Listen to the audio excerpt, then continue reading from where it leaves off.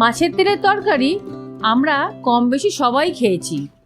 আজকে আমি বানাবো মা ঠাকুমার হাতে মাছের তেলের তরকারি। নমস্কার বন্ধুরা, সবাই কেমন আছেন? চলে এসেছি নতুন একটা রেসিপি নিয়ে মায়ের হেসেলে। তেলের তরকারি বানানোর জন্য আমি এখানে একটা বেগুন, দুটো আলু, একটা পেঁয়াজ, অল্প কিছু ধনেপাতা নিয়ে নিয়েছি। আমি এখানে পেঁয়াজটা লম্বা লম্বা করে কেটে নিচ্ছি।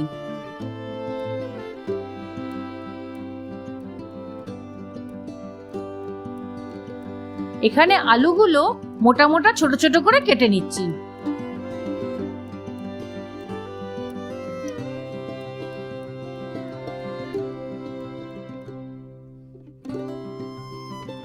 এবার বেগুনটাও আলুর মতন ছোট ছোট লম্বা লম্বা কেটে নেব।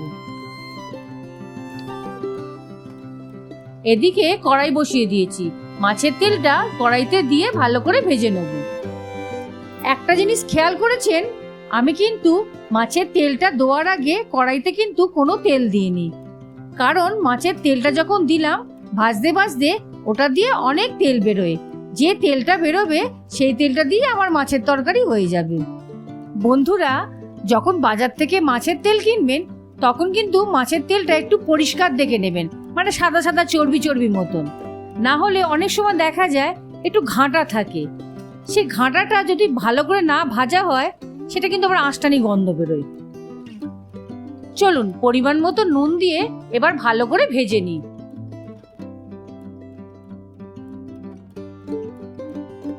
চলুন, মাছের তেলটা খুব ভালো করে ভাজা হয়ে গেছে। এবার তার গোটা গোটা অংশগুলো একটা পাত্রে তুলে নিচ্ছি।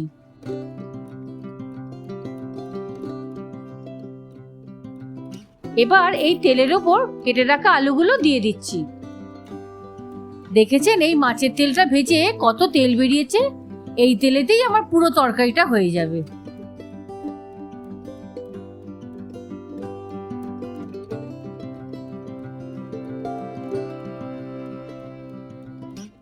এবার এই কেটে রাখা পেঁয়াজগুলো আলুর মধ্যে দিয়ে দেবো। আমার ঠাকুমা মাছের তেলেতেই মাছের তেলের তরকারি করত। আমার ঠাকুমা বলতো এই তেলেতেই মাছের তেলের তরকারি দ্বিগুণ স্বাদ হয়। কারণ দেখুন, এই সবজিগুলো যখন ভাজছি মাছের তেলের ফ্লেভার সবজির মধ্যে ঢুকে যাচ্ছে। এবার অল্প একটু ঘষে রাখা আদা দিয়ে দেবো। সাথে একটু কেটে রাখা কাঁচা লঙ্কা দিয়ে ভালো করে মিশিয়ে নেব।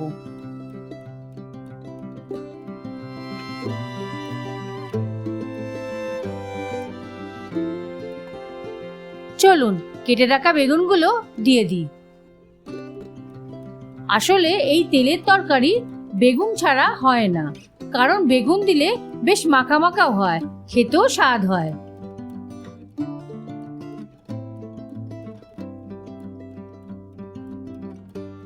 এবার পরিমাণ মতো নুন আর হলুদ দিয়ে দেবো।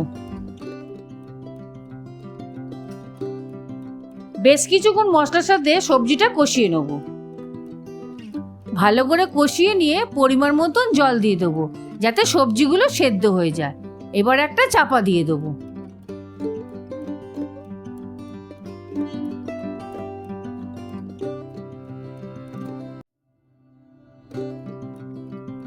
চলুন, জলটাও বেশ কম এসেছে আর সবজিগুলোও সেদ্ধ হয়ে গেছে। এবারে ভেজে রাখা মাছের তেলগুলো দিয়ে দেবো। তার সাথে ধনেপাতা কুচিগুলোও দিয়ে দেবো।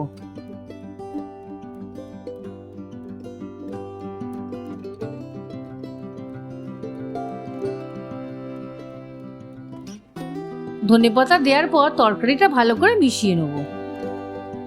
গল্প করতে করতে এদিকে তেলের তরকারি পুরো রেডি। চলুন পরিবেশন করি। সত্যি কথা বলতে এই গরম ভাতে মাছের তেলের তরকারি এক কথায় জমে যাবে।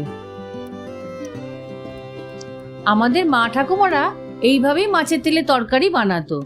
আপনারা একবার হলো এই মাছের তেলের তরকারি বানাবেন আর নিচে কমেন্ট করে জানাবেন কেমন লাগলো।